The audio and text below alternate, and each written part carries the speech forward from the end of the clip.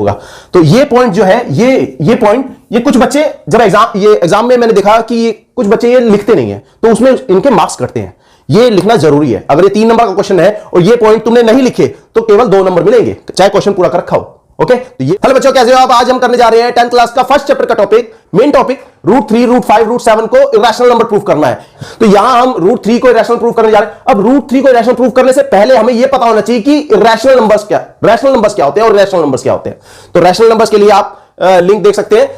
इस क्वेश्चन को हम कॉन्ट्रेडिक्टरी मेथड से करेंगे, कॉन्ट्रेडिक्शन मेथड से करेंगे कि हम अपनी बात को बताएंगे, हम एक कल्पना करेंगे और उस बात को हम गलत साबित करेंगे। ठीक है, अभी हम कल्पना क्या कर रहे हैं? अभी ये कल्पना कर रहे हैं, ये एज्यूम कर रहे हैं कि √3 एक रैशनल नंबर है।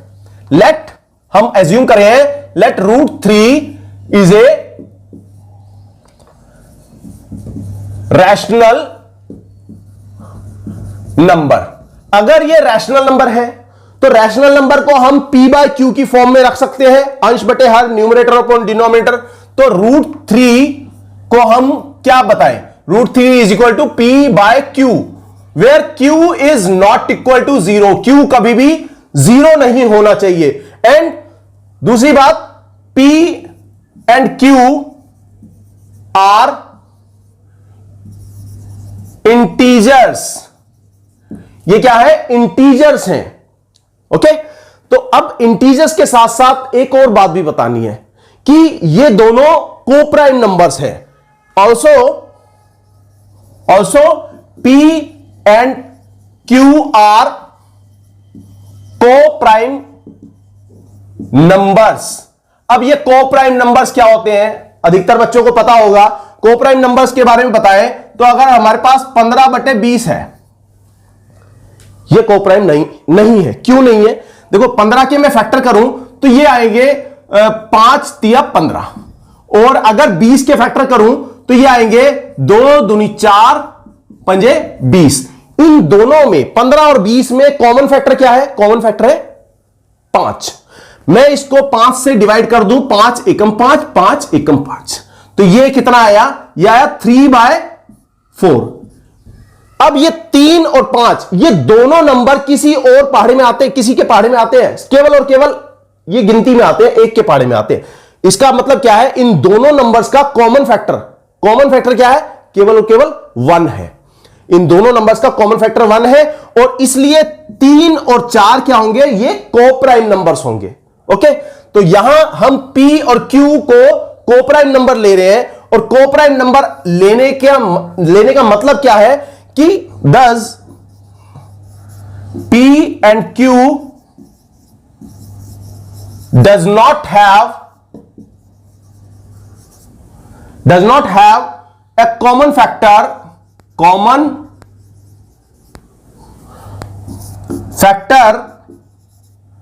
other than 1। एक के अलावा इनका कॉमन फैक्टर और कोई नहीं होगा। अब इसी बात को हम गलत साबित करेंगे आगे जो क्वेश्चन। इस q को मैंने इधर मल्टीप्लाई कर दिया, q multiplying by 3 is equal to p। ये मिलेगा। दोनों साइड में स्क्वायर करेंगे, ऑन स्क्वायरिंग बोथ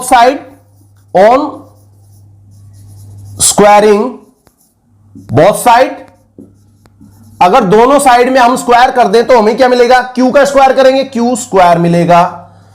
√3 का स्क्वायर करेंगे तो ये 3 मिलेगा। This is equal to p square. p का स्क्वायर करा, p स्क्वायर मिला। अब यहां पे इस बात से देखो, यहां p, ये 3 में इसके p स्क्वायर के नीचे ले जाओ, p स्क्वायर हम ये कह सकते हैं कि p square dividing by 3 is equal to q square. ये 3 में इधर ले गया था, लेकिन लिखा मैंने इसको इधर, और यहां q स्क्वायर अकेला बच गया था, ये q स्क्वायर ये रहा। अब ये देखो, p स्क्वायर को मैं 3 से डिवाइड कर रहा हूं, p स्क्वायर को अगर 3 से डिवाइड कर रहा हूं तो मुझे कोई वैल्यू मिल रही है जो कि q स्क्वायर है। अभी q स्क्वायर है क्या? q स्क्वायर देखो, यहां q क्या था? इंटीजर था। अगर मैं किसी इंटीजर का स्क्वायर कर दूं तो मुझे क्या मिलेगा? इंटीजर ही तो मिलेगा। अगर मैं दो इंटीजर है, 2 का स्क्वायर कर दें तो हमें 4 मिलेगा। तो 4 क्या है? ये भी इंटीजर है। अगर मैं 10 लूं, 10 एक इंटीजर है, 10 का अगर स्क्वायर कर दें तो ये मुझे 100 मिलेगा, तो ये भी इंटीजर है। तो इसका मतलब ये है कि जब हम पी स्क्वायर को डिवाइड कर रहे हैं, पी स्क्वायर को 3 से डिवाइड कर रहे हैं, तो ये पूरा पूरा डिवाइड हो रहा है, ये क्यू स्क्वायर मिल रहा है हमें। पी स्क्वायर से जब हम 3 को, पी स्क्वायर को जब हम 3 से डिवाइड करें तो क्यू स्क्वायर मिल रहा है, जो कि एक इंटीजर है। इसका अर्थ है कि पी स्क्वायर 3 से पूरा पूरा डिवाइड हो रहा है। यहां हम लिख देते हैं Q square is an integer. Okay, तो यहां इसके बाद क्या करना है, अब जब पी स्क्वायर 3 से डिवाइड हो रहा है तो यहां लिख P square is divisible by 3। अगर पी स्क्वायर 3 से डिवाइड हो सकता है तो क्या पी भी 3 से डिवाइड होगा? फॉर एग्जाम्पल, अभी यहां हम एग्जाम्पल से समझते हैं। अगर मैं 100 को 2 से डिवाइड कर सकते हैं, सबको पता है 100 है क्या, 100 है 10 का स्क्वायर, 10 का स्क्वायर है, तो 10 को भी क्या 2 से डिवाइड कर सकते हैं, करके देख लेना।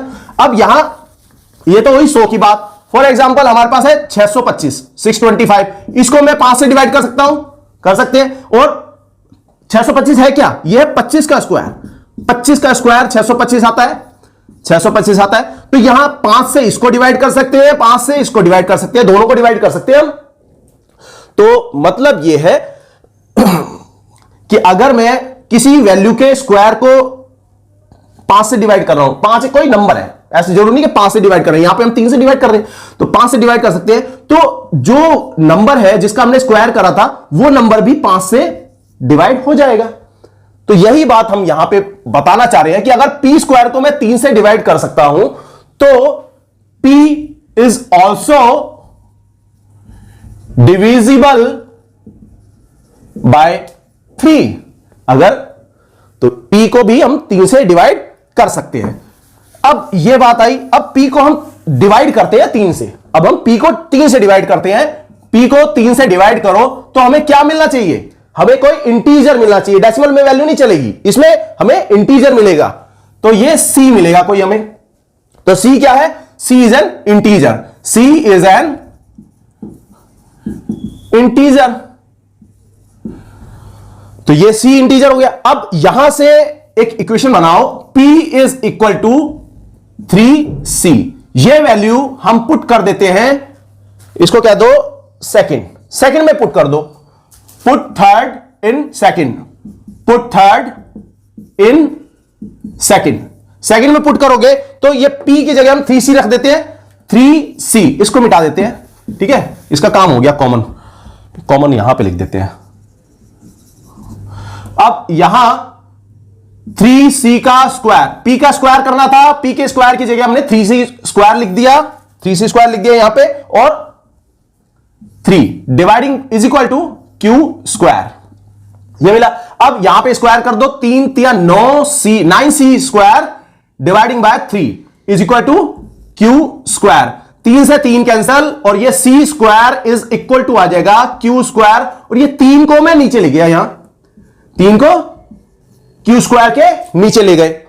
अब यहां क्या पता चल रहा है हमें Q square dividing by 3 is equal to C square मिल रहा है हमें। ये वैल्यू मैंने इधर लिख दी, ये इधर लिख दी। अब Q स्क्वायर को जब हम 3 से डिवाइड करें तो हमें C स्क्वायर मिल रहा है। C स्क्वायर क्या है, C square is an integer, ये कोई एक इंटीजर है। अब ये बात क्यों लिख रहे हैं, क्योंकि हमें ये पता चल रहा है कि जब हम वैल्यू को डिवाइड कर रहे हैं, 3 से डिवाइड कर रहे हैं, तो हमें पूरा डिवाइड मिल रहा है, ये पूरा डिवीजन हो रहा है, डेसिमल में वैल्यू नहीं मिल रही, क्योंकि C को इंटीजर था तो C का स्क्वायर कर रहे हैं तो वो भी एक इंटीजर होगा। तो ये पॉइंट जो है, ये पॉइंट, ये कुछ बच्चे जब एग्जाम में मैंने देखा कि कुछ बच्चे ये लिखते नहीं है, तो उसमें इनके मार्क्स कटते हैं। ये लिखना जरूरी है। अगर ये 3 नंबर का क्वेश्चन है और ये पॉइंट तुमने नहीं लिखे तो केवल 2 नंबर मिलेंगे, चाहे क्वेश्चन पूरा कर रखा हो। ओके, तो ये पॉइंट लिखना जरूरी है। और अब यहां पे जैसे हमने यहां बताया था P स्क्वायर 3 से डिविजिबल हो गया, अब यहां पे क्या हो रहा है, Q स्क्वायर 3 से डिवाइड हो गया और हमें C स्क्वायर मिल रहा है, पूरा डिवाइड हो रहा है। तो यही बात, ये जो वैल्यू लिखी थी, यही बात हम यहां पे लिखेंगे कि इसका मतलब हो गया कि Q square is divisible by 3, Q square 3 से डिवाइड हो जाएगा। अगर क्यू स्क्वायर 3 से डिवाइड होता है तो क्यू भी 3 से डिवाइड हो जाएगा। जैसे p इज डिविजिबल बाय 3, यहां पे जो पॉइंट बताया था मैंने उसको देख लेना। तो q is also divisible by 3, तो q भी 3 से डिविजिबल हो जाएगा। अब हमने ये क्यों प्रूफ करा, ये पॉइंट और ये पॉइंट। अब p इन दोनों पॉइंट से हमें यह पता चला कि p और q ये दोनों 3 से डिविजिबल है। और डिविजिबल किससे होते हैं? फैक्टर से होते हैं। फैक्टर हमने यहां क्या बताए थे, इसका मतलब है 3 इन दोनों का कॉमन फैक्टर आ गया। 3 is the common factor of p and q। लेकिन हमने क्या बताया था, p and q are coprime number है। और कोप्राइम नंबर्स का मतलब क्या था, p and q does not have a common factor other than 1। एक के अलावा इनका कोई भी कॉमन फैक्टर नहीं होना चाहिए था, लेकिन यहां तो 3 आ रहा है, यहां दोनों में 3 कॉमन फैक्टर आ रहा है। तो हम यहां पे क्या बताएं, यहां पे बताएंगे कि p and q have common factor this contradict a fact that this contradicts our fact that